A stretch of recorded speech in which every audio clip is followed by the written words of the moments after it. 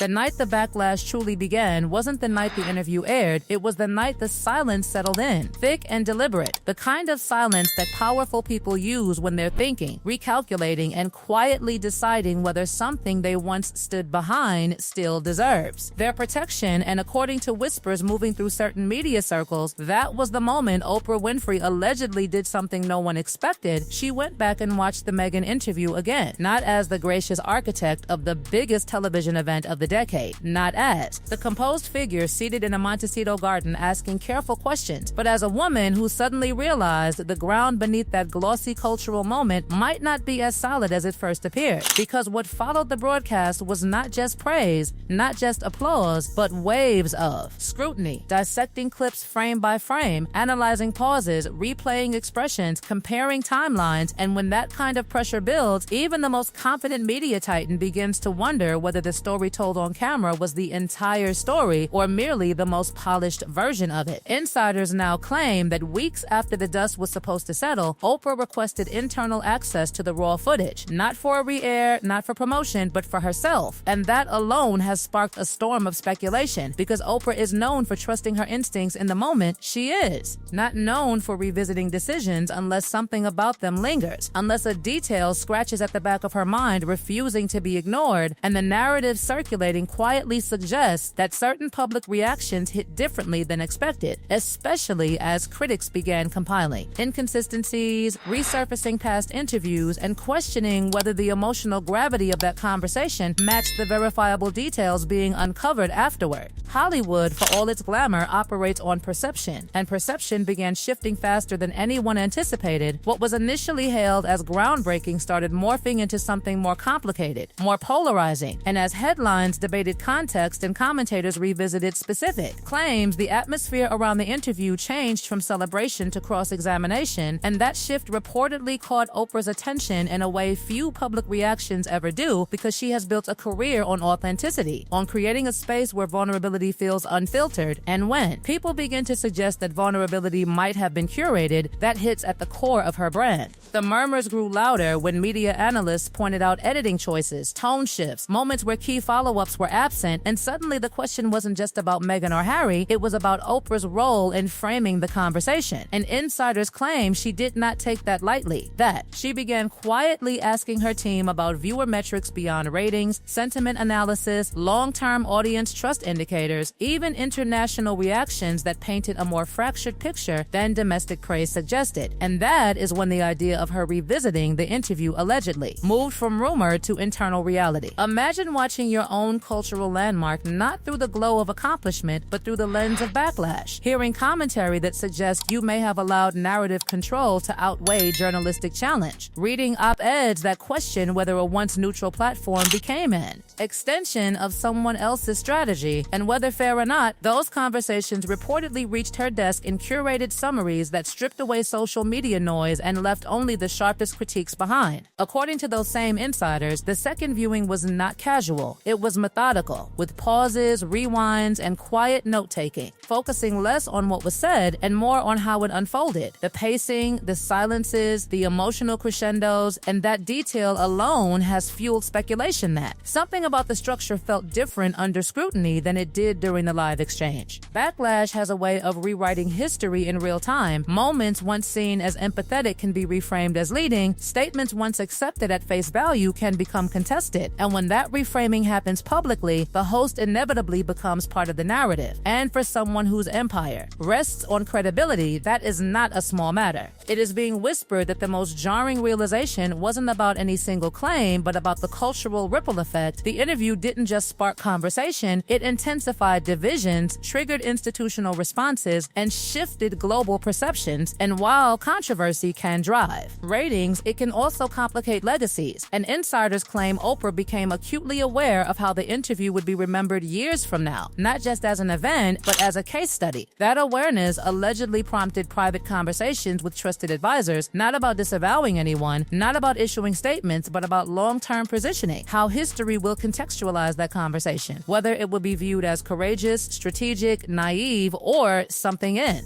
between. And the mere fact that such discussions may have taken place has ignited online speculation that perhaps the initial glow has faded. What makes this rumor rumor so combustible is that it does not rely on dramatic confrontations or public feuds. It hinges on introspection, on the possibility that Oprah herself may have questioned the balance of the interview after seeing its aftermath unfold in unpredictable ways. And that possibility alone reshapes the narrative, because if the architect revisits the blueprint, people assume something in the design didn't age the way it was meant to. Critics have argued that backlash was inevitable given the subject matter. Supporters insist the interview remains a pivotal cultural moment, but the idea that Oprah revisited it after seeing the global reaction adds a layer of intrigue that refuses to die down, because it suggests that even at the highest level of media power, no decision is immune from reconsideration when public trust enters the equation. And perhaps the most striking element of these insider claims is not regret, not even doubt, but recalibration. The sense that revisiting the interview was less about undoing it and more about understanding its full weight, its unintended consequences, and whether the platform that once symbolized open conversation was inadvertently pulled into a larger narrative chess game. If that reassessment happened, it would not be loud, it would not come with dramatic headlines, it would exist behind closed doors in rooms where legacy matters more than trending topics. And that is precisely why the rumor has traction, because silence from someone that powerful often speaks louder than any press conference ever could. Because insiders insist that when Oprah revisited that interview, she wasn't simply rewatching a cultural flashpoint, she was re-evaluating the power dynamic that unfolded in real time. The delicate dance between empathy and inquiry, between platform and participant, and the more the backlash intensified, the more the conversation around her role refused to fade, morphing from celebration into a kind of slow-burning audit of intent.